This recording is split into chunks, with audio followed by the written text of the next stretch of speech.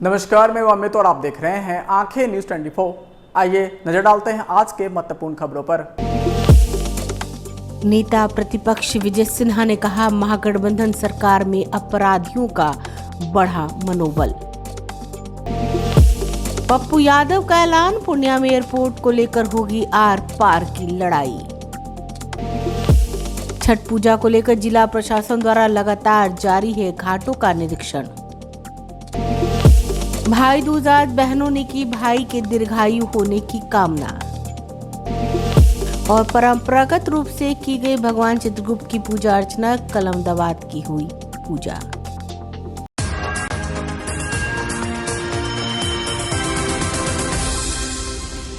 अब खबरें विस्तार से। इस खबर के प्रायोजक हैं Lohia Nagar Mount Carmel High School, Gyansthali high school और LMC कम्युनिकेशन। नेता प्रतिपक्ष विजय सिन्हा ने एक बार फिर राज्य सरकार पर जमकर हमला बोला है। बाढ़ अनुमंडल के बाढ़ पहुंचे भाजपा नेता और नेता प्रतिपक्ष विजय सिन्हा ने कहा कि राज्य सरकार में अपराधियों का मनोबल बढ़ा है। सांसद ललन सिंह दुखी और पीड़ितों के आंसू नहीं पोंछते। उन्होंने कहा कि पंडारक थाना अंतर्गत अलग अलग क्षेत्र में 2 हत्या के बाद उनके परिजनों की सुध लेने वाला कोई नहीं है। विजय सिन्हा इन्हीं परिजनों से मिलने बाढ़ पहुंचे थे। विजय सिन्हा ने कहा कि सांसद अपने क्षेत्र में भ्रमण कर रहे हैं, पर पीड़ित परिवार के आंसू उनको नजर नहीं आते। अपराधियों का मनोबल इस सरकार में बढ़ा हुआ है। सांसद ललन बाबू क्यों आंसू पोंछने नहीं जा रहे? आज मुंगेर से लेकर बाढ़ तक दर्जनों लोगों की मौत हुई है। कई जगह हमने गया है। ललन बाबू किसी के घर पर जाने की हिम्मत क्यों नहीं जुटाते? ये अपराधियों के समूह कहीं न कहीं प्रत्यक्ष अप्रत्यक्ष सत्ताधारी दल से जुड़े हैं। उसके विरुद्ध बोलने का इनको हिम्मत नहीं है। ये सत्ता के लिए समझौता कर चुके हैं और सत्ता के लिए जिस राजद के लोगों को कहते थे कि पान की दुकान खोल लेंगे लेकिन राजद से हम गलबहियां नहीं करेंगे, आज ललन बाबू राजद के उत्तराधिकारी, जंगल राज के उत्तराधिकारी का आरती उतारने में लगे हैं। आज उसके आगे पीछे कर करके मुंगेर क्षेत्र का, बार मोकामा बरैया क्षेत्र का जनता के जनादेश का अपमान कर रहे हैं। इसका जवाब उनको देना चाहिए कि ये जंगल राज वाले को ला करके आपने जनता राज कहा और ये गुंडा राज में तब्दील हो रहा है। कौन जिम्मेवार है इस मौत का? ये निर्दोष लोगों की हत्याओं का हर समाज भयभीत है। ब्यूरो रिपोर्ट, आंखें न्यूज 24।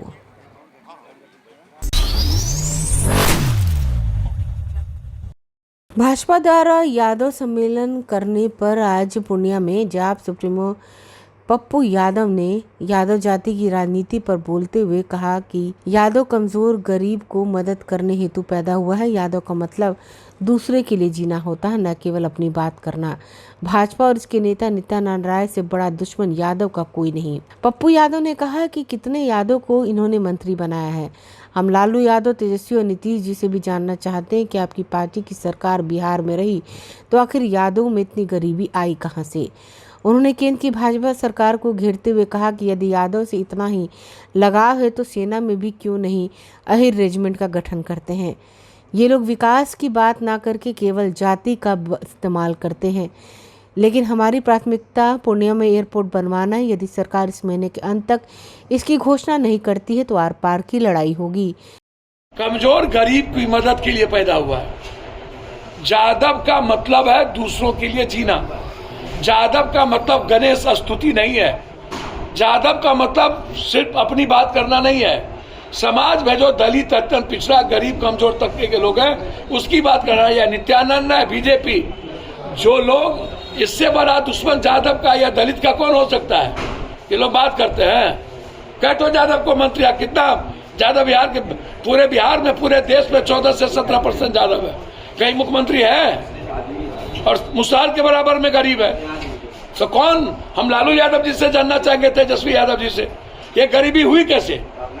आप 15 साल रहे और हम नीतीश जी से जानना चाहेंगे। आप भी बीजेपी के बाद आप रहे हैं और नित्यानंद राय जी, मैं आपसे जानना चाहूंगा, अब भूपेंद्र यादव जी से, एक कोई यादव के लिए आप काम, क्या रेजिमेंट जो यही रेजिमेंट था क्या कर दिए? है औकात, गृह मंत्री हैं आप, कर दीजिए ना ही रेजिमेंट, करिए। सबसे पहले कुर्बानी देने वाले कौम और वर्ग से है, करिए, हिम्मत है तो। ठेल मुलायम सिंह यादव क्यों नहीं कर दिए? ठेल लालू यादव केंद्रीय मिनिस्टर क्यों नहीं कर दिए? जाति का इस्तेमाल करना, सिर्फ विकास की बात नहीं करना। अभी हमारी प्राथमिकता एयरपोर्ट है। इस महीने के अंदर यदि मीटिंग और घोषणा नहीं हुई तो आर पार की लड़ाई होगी। ब्यूरो रिपोर्ट, आंखें न्यूज़ 24।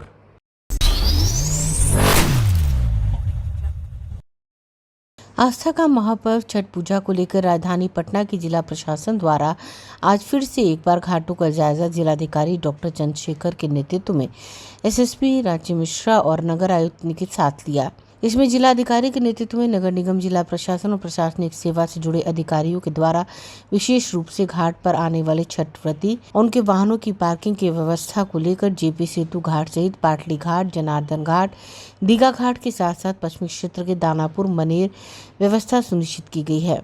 इस अवसर पर जिलाधिकारी ने दीघा, जेपी सेतु घाट साथ साथ पतली घाट में भी क्या निरीक्षण किया, श्रद्धालुओं के आने पर बताते हुए बताया कि मरीन ड्राइव के सड़क के नीचे भी सभी घाटों का संपर्क पथ बनाया गया है, जो विशेष तौर पे दीघा रोड और जेबी दीघा रोड से जुड़ा हुआ है और गंगा में पानी का जलस्तर कम होने से घाटों को बड़े आकार के रूप में विकसित किया गया है,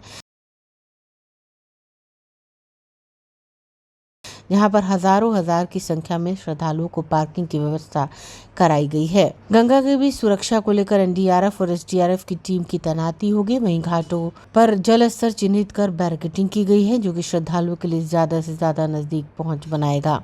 जिलाधिकारी ने बताया कि सुरक्षा व्यवस्था इस बार छठ व्रतियों के लिए जिला प्रशासन की ओर से 5000 पुलिस वालों की तैनाती के साथ साथ कई तरीके से निगरानी को विशेष सुरक्षा से जोड़ा जाएगा। एसएसपी राजीव मिश्रा ने बताया कि विशेष तैयारी को लेकर प्रमुख घाटों में बहुत बड़ा खाली स्पेस निकल कर आया, जहां छठ व्रतियों के आगमन में किसी प्रकार की कोई असुविधा न हो, इसके लिए पूर्ण व्यवस्था को लेकर ये सारा मुआयना किया जा रहा है।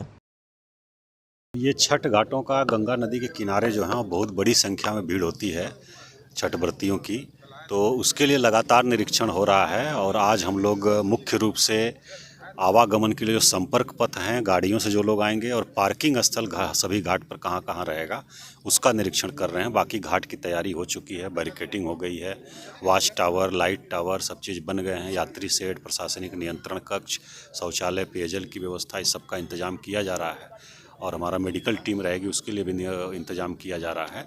आज मुख्य रूप से हम लोग सभी संपर्क पथ और सभी घाटों पर पार्किंग की व्यवस्था जो गाड़ियों के लिए की गई है, चाहे 2 चक्का, 3 चक्का या 4 चक्का गाड़ियों से जो लोग आते हैं, बहुत लोग ट्रैक्टर वगैरह से भी आते हैं, तो सबके लिए पार्किंग पर्याप्त हो। और इस बार चूँकि घाट बड़े बड़े निकले हैं, जलस्तर कम है गंगा का, इसलिए हम लोग प्रयास कर रहे हैं कि घाट के आसपास ही पार्किंग रहे, कम से कम पैदल चलना पड़े लोगों को, तो उसी को हम लोग देख रहे हैं। और इस बार एक परिवर्तन हम लोग किए हैं कि जेपी गंगा पथ पर नहीं चढ़ने दे रहे हैं। सभी लोगों से आग्रह कर रहे हैं कि वो जो जेपी गंगा पथ के नीचे अंडरपास बने हुए हैं, सभी घाटों के लिए अलग अलग अंडरपास बने हुए हैं जो अशोक राजपथ से जुड़े हुए हैं, तो उसी से लोग आएँ और घाट तक पहुंच जाएंगे। घाट के बिल्कुल नज़दीक में पार्किंग की व्यवस्था की गई है।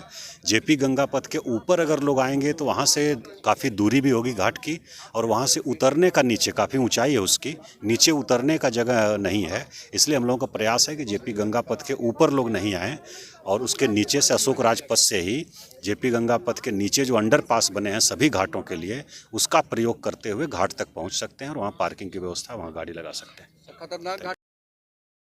ब्यूरो रिपोर्ट, आंखें न्यूज़ 24।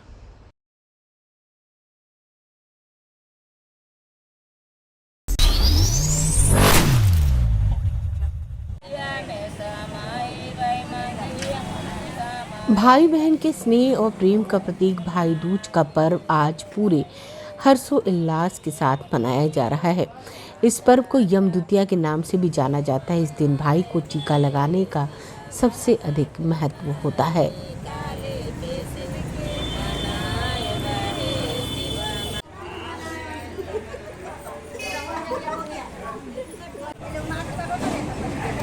5 दिवसीय दीपोत्सव के अंतिम दिन कार्तिक शुक्ल पक्ष द्वितीया तिथि को भाई दूज का पर्व मनाने की परंपरा है।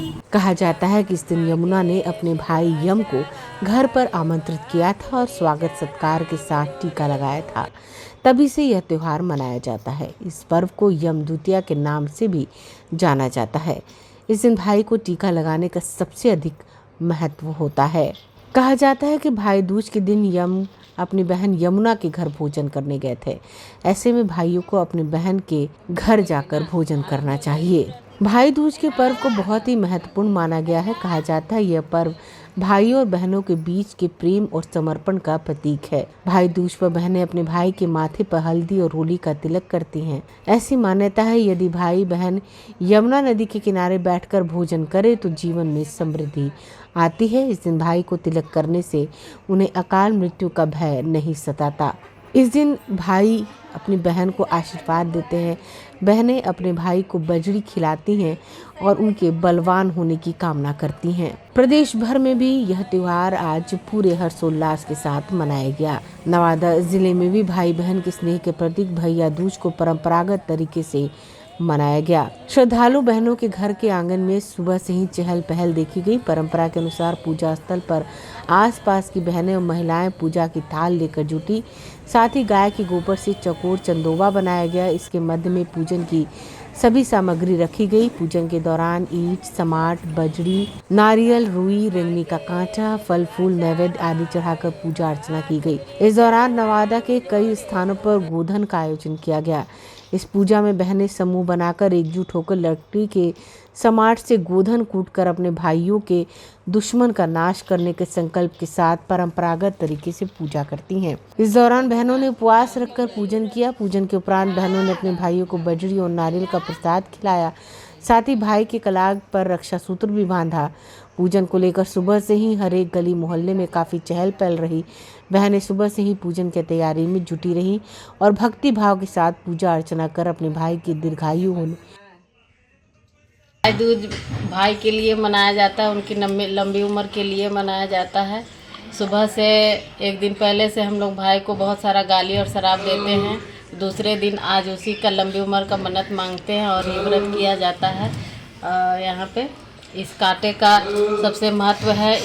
जिस जीव से गाली दिए हैं भाई को, उसी जीव को ये कांटा गड़ा करके फिर से उतारेंगे कि हे भगवान हमको माफ़ कीजिए, गाली दिए थे अपना भाई को। इस कांटा से उसका जल ढार के उसका ये उतारते हैं और उसके बाद इसका लंबी उम्र की कामना करते हैं। यही भाई दूज का पर्व है।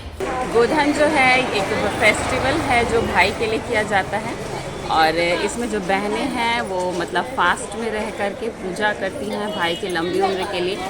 इसलिए पूजा करती हैं कि अगर किसी भी तरह की कोई बाधा, कोई संकट अगर आने वाली हो तो वो टल जाए। इसमें हम बजरी कूटते हैं जिससे होता है कि मतलब कोई भी जो हमारे भाई का जो बुरा चाहता है, जो उनका अच्छा नहीं चाहता है, तो बजरी कूटने का सेंस यहाँ पे होता है ना कि मतलब हम उस बुराई को कुचलते हैं, बुराई का नाश करते हैं और उनकी अच्छाई के लिए प्रार्थना करते हैं कि वो अपने जीवन में जो भी संघर्ष कर रहे हैं उससे बाहर निकले, आगे बढ़े और अपने जीवन में उनकी अच्छा करे, उनकी आयु लंबी हो।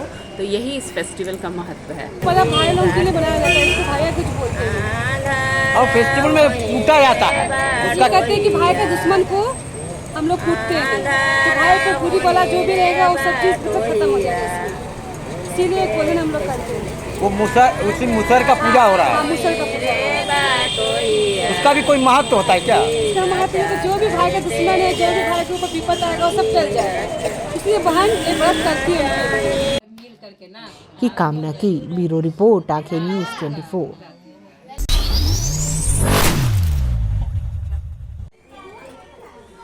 भाई दूज के साथ साथ आज चित्रगुप्त पूजा का त्योहार भी मनाया गया।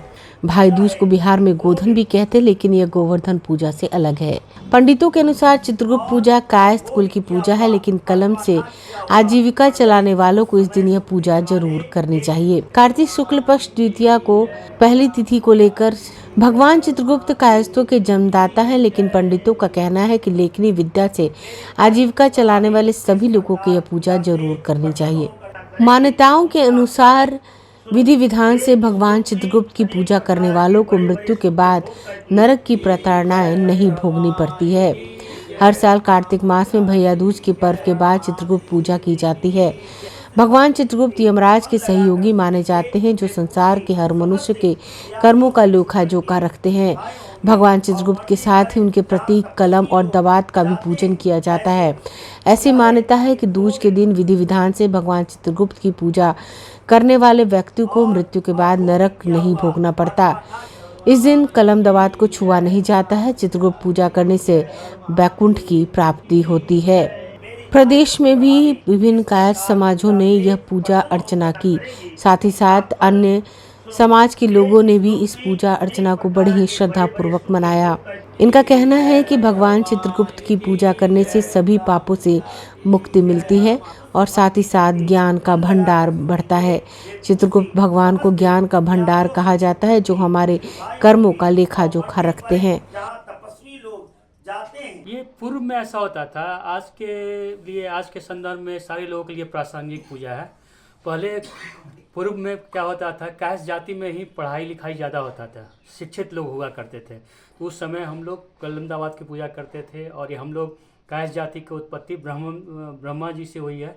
ब्रह्मा से चित्रगुप्त जी हुए, उनके संतान हम लोग हैं और हम लोग पूजा उनकी करते हैं और ये सदियों से होता आया पूजा है। लेकिन आज के देश में, आज के संदर्भ में सारे लोग पढ़ लिख रहे हैं, सब लोग चाहिए पूजा करें और चित्रगुप्त से पूजा करें और नए संदेश से कलम दवात की पूजा करते हैं। इनसे वो आगे बढ़ेंगे और एक नई दिशा देंगे समाज को। चित्रगुप्त का पूजा इसलिए किया जाता है, कलम दवात का पूजा होता है कास्ट जाति के लिए, है ना। इसमें जो है कास्ट लोग का मतलब जो है लिखना होता है, इसमें हिसाब किताब देना रहता है। चित्रगुप्त कोई लोग मानते हैं, पूजा करते हैं, है ना। इसलिए कास्ट जाति के लिए ही पूजन है चित्रगुप्त का। क्यों किया जाता है, किस कारण क्या है इसका कि पूजा किया जाता है? जैसे सरस्वती पूजा भी होता है कि विद्या का। हाँ, तो ये भी विद्या का ही है। कास्ट जाति का जो कलम दवात का जो पूजा होता है, ये भी एक विद्या है ना। विद्या के लेकर के इनको कलम दवात का, इनको इतना नॉलेज है इनके जाति का कि मतलब कम से कम कलम दवात से कुछ भी लिखते हैं तो ये पास हो जाता है ना। ये चीज़ होता है। क्या नाम हुआ? राजेश कुमार पांडे। ब्यूरो रिपोर्ट, आंखें न्यूज़ 24। समाचारों में वक्त हो चुका है एक छोटे से अंतराल का। I am Shalini Singh, principal of Lohianagar Mount Carmel School. Here in our school, we give best education and good environment to our students, where they can learn well. We provide here well-equipped lab, well-equipped, well-stocked library. We have here well-trained teacher also. We have a sports playground for cricket, volleyball, football, and also provision for indoor activities. So we have here security system, information and communication technology. So we have all facilities here in our school where students feel comfortable and secure.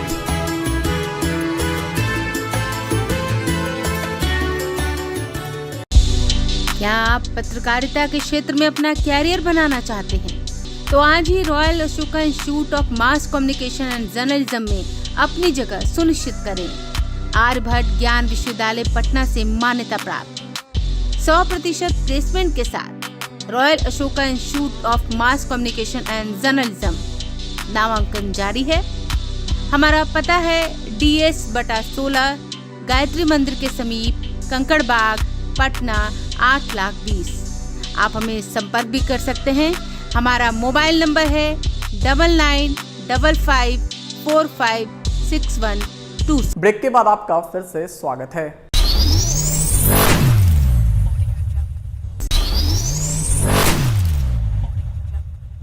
भगवान बिरसा मुंडा की जयंती आज राज्य भर में पूरे हर्षोल्लास और श्रद्धापूर्वक मनाएगी। पटना में भगवान बिरसा मुंडा के जयंती के अवसर पर आयोजित राजकीय समारोह में सिंचाई भवन के निकट क्रांति मार्ग के त्रिकोण में स्थापित भगवान बिरसा मुंडा की प्रतिमा स्थल पर आयोजित की गई। इस अवसर पर राजकीय समारोह में मुख्यमंत्री नीतीश कुमार ने भगवान बिरसा मुंडा की आदमकद प्रतिमा पर माल्यार्पण कर श्रद्धांजलि अर्पित की। इस अवसर पर उप मुख्यमंत्री तेजस्वी प्रसाद यादव, विधान परिषद के सभापति देवेश चंद्र ठाकुर, ग्रामीण विकास मंत्री श्रवण कुमार, सहित कई गणमान्य लोग उपस्थित थे।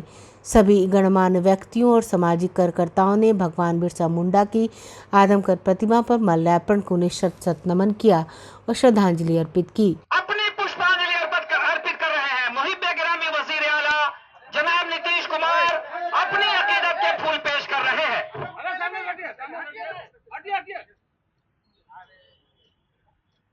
माननीय उप मुख्यमंत्री श्री तेजस्वी प्रसाद यादव माल्यार्पण कर रहे हैं और माननीय सभापति बिहार विधान परिषद श्री देवेश चंद्र ठाकुर माल्यार्पण कर रहे हैं। ब्यूरो रिपोर्ट, आंखें न्यूज़ 24।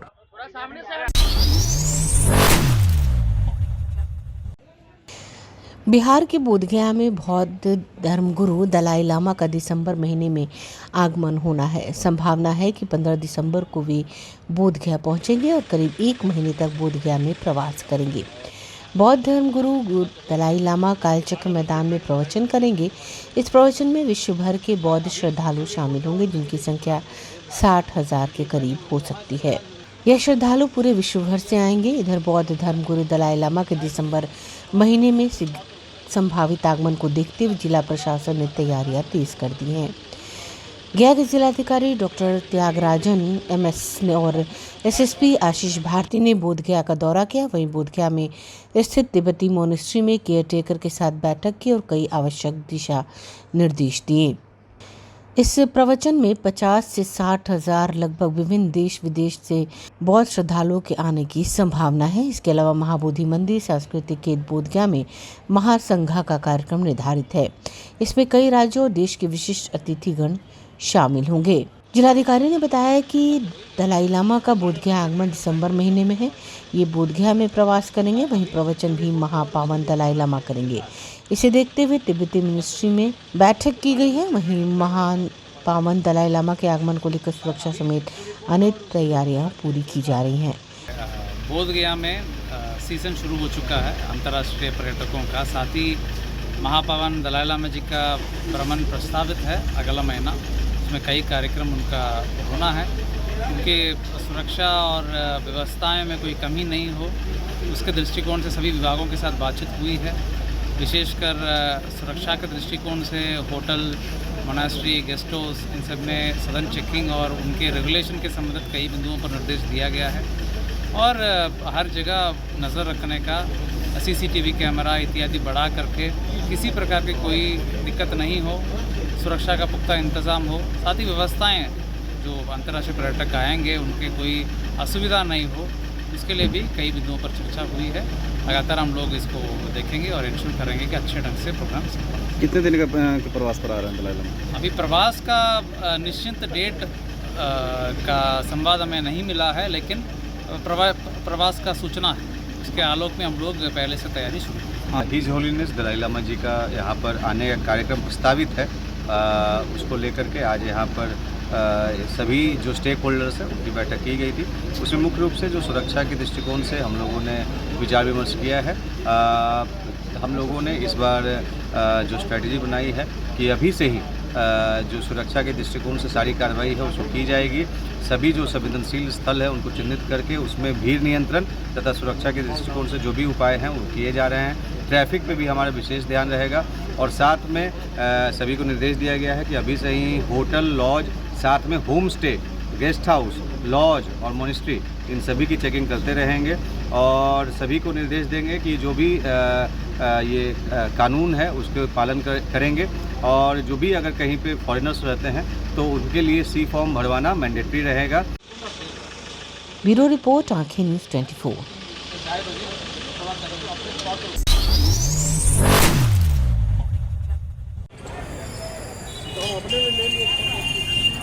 छठ महापर्व में मिट्टी के चूल्हे का खास महत्व है। इसी चूल्हे पर आम की लकड़ी और गोईठा से छठी मैया का मुख्य प्रसाद बनाया जाता है।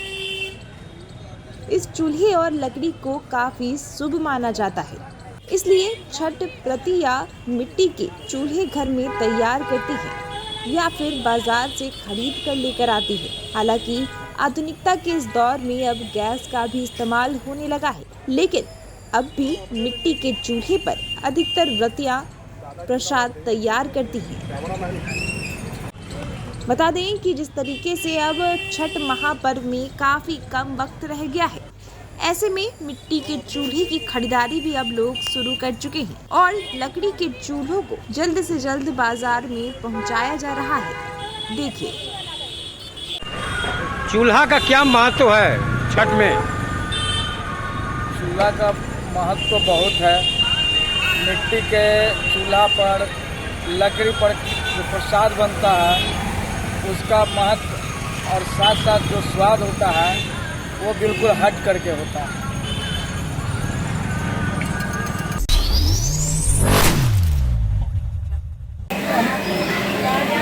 लोक आस्था के महापर्व को लेकर छठ की तैयारियां जोर शोर से चल रही हैं। मुंगेर छठ में महाव्रत को लेकर गंगा स्नान करने के लिए दूर दराज के जिलों की छठ व्रती बसों से मुंगेर घाट के गंगा घाट पहुंच रही हैं और गंगा स्नान करने के बाद वापस अपने जिले बसों से लौट रही हैं। वहीं बसों में छठी मैया के गीतों को गुनगुनाते हुए अपने जिलों तक जाती हैं।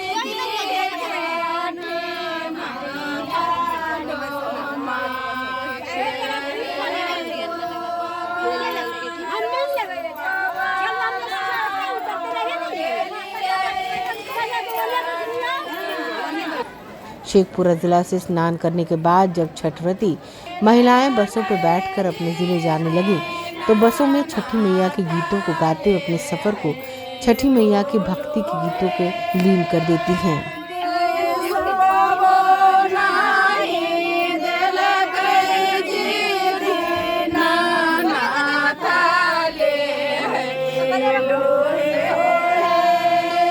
शेखपुरा से 4 बसों के माध्यम से सैकड़ों छठव्रती महिलाएं मुंगेर के कष्ट हरनी गंगा घाट पहुंची और गंगा स्नान करने के बाद वापस अपने जिलों को लौट गई। इस समय पूरा माहौल भक्तिमय बना हुआ था। बसों में छठ मैया के गीत गुंजायमान थे।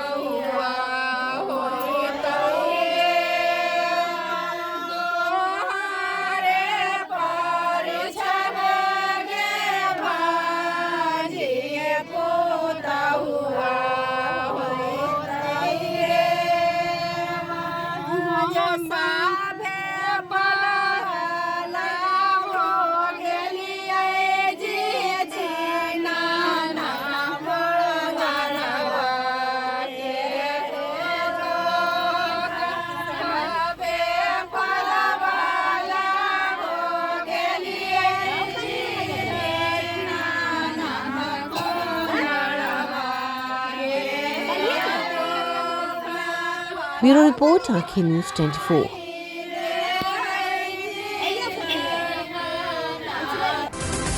आज के लिए बस इतना ही। ताज़ा तरीन खबरों के लिए देखते रहें आंखें न्यूज़ 24, नज़र हर खबर पर। अगर आपने अभी तक हमारे चैनल को लाइक, सब्सक्राइब, शेयर नहीं किया है तो जल्द से जल्द हमारे चैनल को लाइक करें, सब्सक्राइब करें और बेल आइकन को दबाना ना भूलें। नमस्कार। इस खबर के प्रायोजक हैं Lohia Nagar Mount Carmel High School, Gyansthali high school और LMC कम्युनिकेशन। अगर आप भी अपने दुकान, प्रतिष्ठान, school, college, coaching centre, restaurant, cafe का विज्ञापन देना चाहते हैं, वो भी किफ़ायती दर पर, तो आंखें न्यूज़ 24 लेकर आया है आपके लिए एक सुनहरा मौका। आंखें न्यूज़ 24 न्यूज़ पोर्टल की दुनिया में बिहार का सबसे उभरता हुआ चैनल, जहां बिहार झारखंड से जुड़े तमाम बड़ी खबरें देखने को मिलती है। तो देर किस बात की, आज भी जुड़े आंखें न्यूज़ 24 के साथ। संपर्क करें हमारे व्हाट्सएप नंबर 8935876430 पर। क्या आप पत्रकारिता के क्षेत्र में अपना कैरियर बनाना चाहते हैं? तो आज ही royal Ashoka institute of mass communication and journalism में अपनी जगह सुनिश्चित करें। आर्यभट्ट ज्ञान विश्वविद्यालय पटना से मान्यता प्राप्त 100% प्लेसमेंट के साथ royal Ashoka institute of mass communication and journalism नामांकन जारी है। हमारा पता है DS/16 गायत्री मंदिर के समीप, कंकड़बाग, पटना 8,20,000। आप हमें संपर्क भी कर सकते हैं। हमारा मोबाइल नंबर है 9955456126।